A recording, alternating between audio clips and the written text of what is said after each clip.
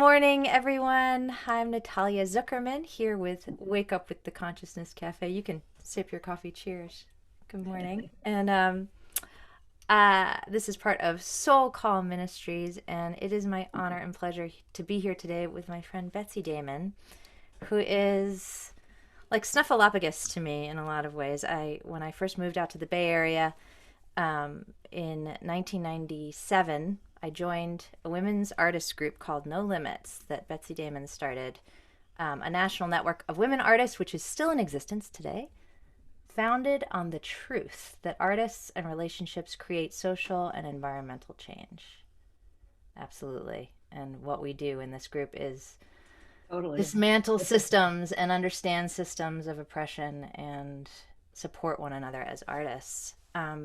So that's how I first came to know this amazing person, and then got to learn more about the work that she does in the world as an environmental activist and artist. She creates living water gardens around the world. They're gorgeous sculptural installations that actually clean the water through these systems of filtration and flow forms. And in 1998, she created China's first public art event for the environment. And in 1991, she founded Keepers of the Waters, which works with communities in order to oversee the caretaking of the Earth's most precious resource, our water.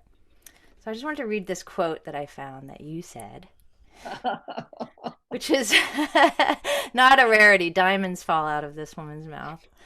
At a micro level, water seeks to maintain a rhythmical balance between the spherical form and the pull of gravity. It is at this edge of shaping the circle and the directional force of gravity that results in a spiraling form. The spiral of a river current, or the structure of a bone, or the walls of our heart. I wrote Welcome, Betsy Damon. You did. Yeah, so water is your life's work. And you had a whole life of work before coming to this realization that had clearly always been with you and in you. Mhm. But I wanted to just share that story of it was a camping trip, yeah, that you took your kids 7 weeks. 7 weeks Yeah. and you went across the country and it was the 80s and tell us a little bit about that moment of realization or what that exact it was, if it was a moment or a series of Well, it revelations. wasn't really on that camping trip, but that camping trip invited me to begin to really remember. Hmm. And it was had well, I saw all these dry river beds that I had never seen. When I was my family, we once went across the United States too when I was young, and I also did right, yeah, before I married. Um, and I saw these dry river beds, but also we ended up by, I would say, karma, divine providence, guidance at a Sundance. Hmm. And it was the first Sundance on the with the Hopi and the Navajo. Hmm. And I don't I went so deeply into that drumming and the whole thing. Uh, I mean, I could talk about that for 20 minutes, but anyway, I realized in examining how I sort of got to boots on the ground, like to casting a dry river bed and handmade paper, that it was experiencing that incredible connection, you know, of that the dance and the culture and the rhythm to the natural to nature, to the natural forces that guide our lives. So then that's I got back to New York and I was like crying every morning. Where are the trees? What are the, and I decided to cast a riverbed in handmade paper. But I came from that experience. Now I never realized that literally part of the riverbed was brought out of hibernation to a show last summer. Yeah. So this is Uh, just to tell people a little bit. yeah. Betsy was and is an installation artist and did street performances in the 70s that were unbelievable. And part of this was these meditations with stones. So were the stones were already talking to you? Yeah, yeah. I had a collection in my studio, and And so you cast this riverbed and noticed the shapes of the river and seeing them reflected and vice versa in the stars and the patterns, and then yeah. realized, One day I looked up and the Milky Way was coming out, and Castle Valley, I think, is about 6,000 feet up, or and we had those red mesas. We were surrounded by red mesas and yellow aspen, and yeah, I I looked up and there was the Milky Way coming out, and I went, it's just like the riverbed. right. And the native people call it the River of Stones.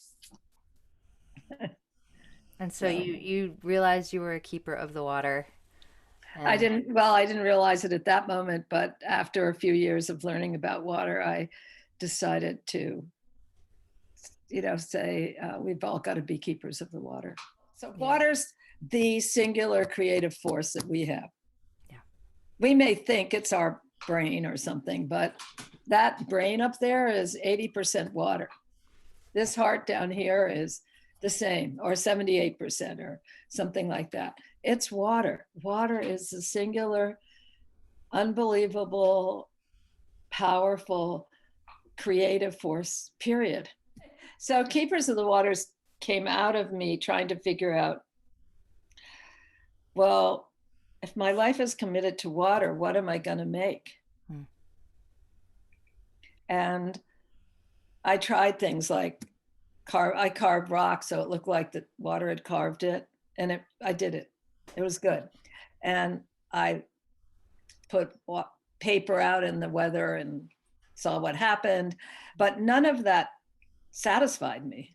hmm, And I got to this place where I was, how do I didn't want to make water a noun anymore hmm, in my mind. And I came to this thing, what if maybe water's the verb? hmm, hmm, I didn't grow up hearing Mother Earth or um, even then, I mean, feminism must have led me to that, but I didn't even hear anything that was particularly complimentary to women, right. much less the rivers or the mountains or, except my dad had worry stones in his pockets in Turkey. Hmm. The men had these beads, and And would rub them. yeah. And so, so I had my own collection. Wow. With all these patterns created in them already. Yeah. Yeah, and all these. So, and everything, the anthroposophic point of view or the right point of view is literally everything is water come to stillness. Hmm. And I do have a little what visual I made recently because I have this incredible rock where you can see that that's true. Hmm. But if you look at the world, you can see that it's true. Right. And except we all live in these square houses. Our cities are just, I'm getting noise overwhelmed with about.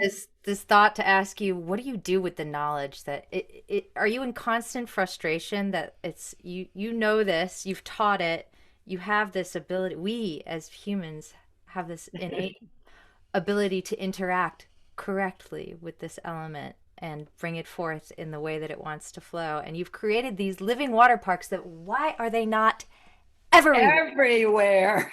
Everywhere. So everyone, I will show you some images of these water parks. Yeah. She's I created mean, of course, they need to be everywhere in little and big, everywhere. large forms, but the hardest place is the United States. Right. Yeah, We and sell water on Wall Street and that just grieves me no end. Our minds are taken over by materialism. Hmm. And it's a tragedy. I mean, we're also one of the most unhappy countries in the world Right. because uh, there's no like love in your toaster. I'm gonna go hug my toaster. In Yeah. your new great car. Right. Uh, and that's not to say that that's not it's okay to have them, but the value that we the whole idea of negotiating in our mind bottom line economics that does not include the well-being of the planet and the well-being of all human beings is just wrong.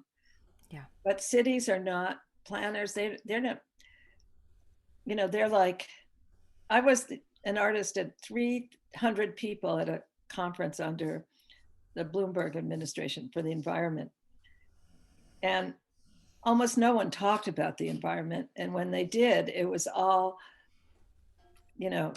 something sort of economics. And so finally, I'm on the panel with people, and somebody got up and said, well, what's the economics? And I said, well, I'm sure I'm probably the poorest person in this room. But if I'm going to do something, the bottom line is this healthy? Is this healthy? The cost to our health of populations, huge populations of people, is ginormous. And then those of us who can live on, Whole Foods or something else that has the cover of being ecological. Well, there's, and to just say that I do think, and I know that it's something that you're putting forth in the world too. This pandemic has brought a consciousness about food equity and the correlation between environmental justice and what has happened that has created these pandemics. And so we have the moment is ripe to run in, and we have the pivot, we have the opportunity to pivot. So how do we do it, Betsy? Will we choose to pivot? Mm-hmm. I'm an optimist. Many of my friends are not. Mm-hmm. And if we choose to pivot, it means, can we choose not only in our own personal lives, but which people do, but much harder is how do we change our society? Mm-hmm. How do we actually make the necessary changes so that, one huge example in my mind is if, like, Australia, each candidate gets a very limited amount of money. They can, the process goes on for 3 months only. We could feed everybody on the amount of money. We could feed everybody, take care of every school child, just do it, the math, have public libraries everywhere, good education, forgive college loans for what we spend on elections. Right. This horrible process that takes over this country constantly. And it's changeable, and we would have a real democracy. Yeah. A real democracy. We don't even have a real democracy. Well, that's what I love about your swath is that from the tactility of handmade paper to going into Washington and changing policy, this is the same thing. You got to get in there. You got to get your hands dirty. Yeah. And I did live in China for 10 years, and they have way more safety nets than we have. That's what this exposed in the United States. Worldwide, it exposed that we can't exploit nature. And, people are like, yay, the cruise ships are going again. Cruise ships done every day 1 million tons of garbage in the ocean. There's no regulation. So I do go between the practical and but I'm dying to just sit and to be in the poetry. I can't live without that, without the. Well, nobody can. You're bringing those patterns to light for everyone, and you've touched so many people, and brought this education through the beauty of it. Because we can sit here and you can't hear that, but no, you can't hear that. About the spherical patterns, and you can see the patterns that you carve with your own hands. And you cannot hear that. People will get the connection. Water only moves in a vortex formation. Mm-hmm.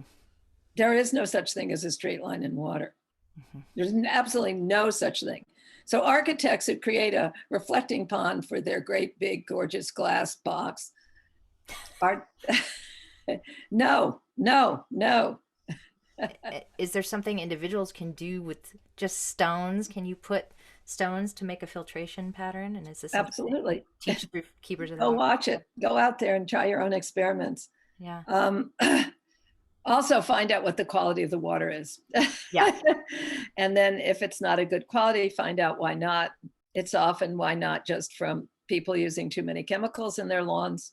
Right. And that the largest uncontrolled thing is my right. It's just like my right to say what I want. It's my right to use Roundup.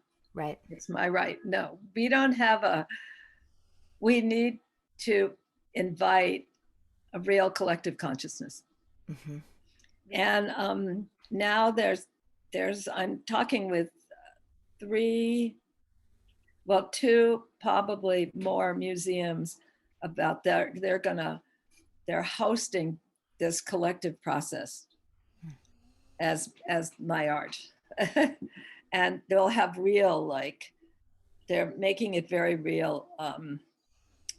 So the museums, it's sort of like, well, it's nice that the one in Poland calls it a plein air tradition, but Yeah. they've contacted all the Baltic states and children in this multi-layered preparation, and they'll all be doing things for the earth, for the waters. And then there'll be a cross-fertilization 5-day conference where they'll share everything and make more, and then and inspire each other and all those things. So what if this was happening all around the world? Well, I think it is, right? It's using this infrastructure that we already have. Yeah. Here we are.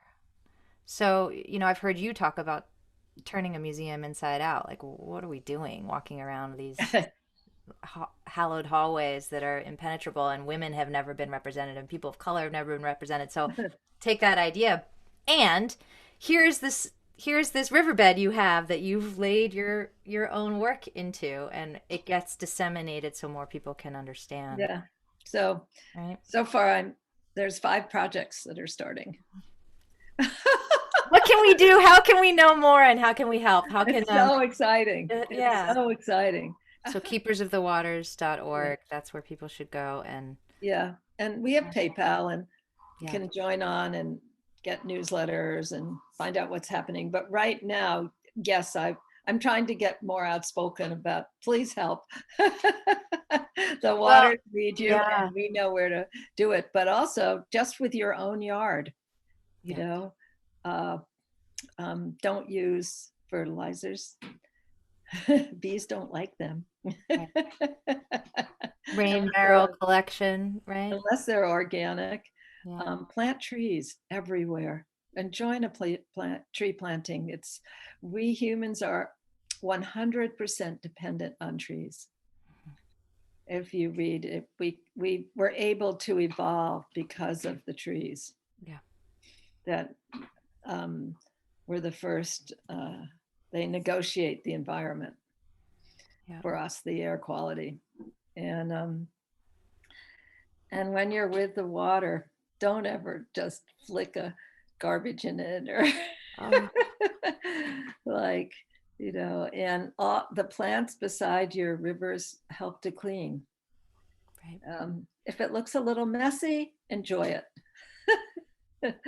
You can move the rocks around and you'll see what happens. It's wonderful to experiment with what actually happens to the flow of the water if you slow it down in places and with rocks, or you let it speed up. But watch, you can figure out how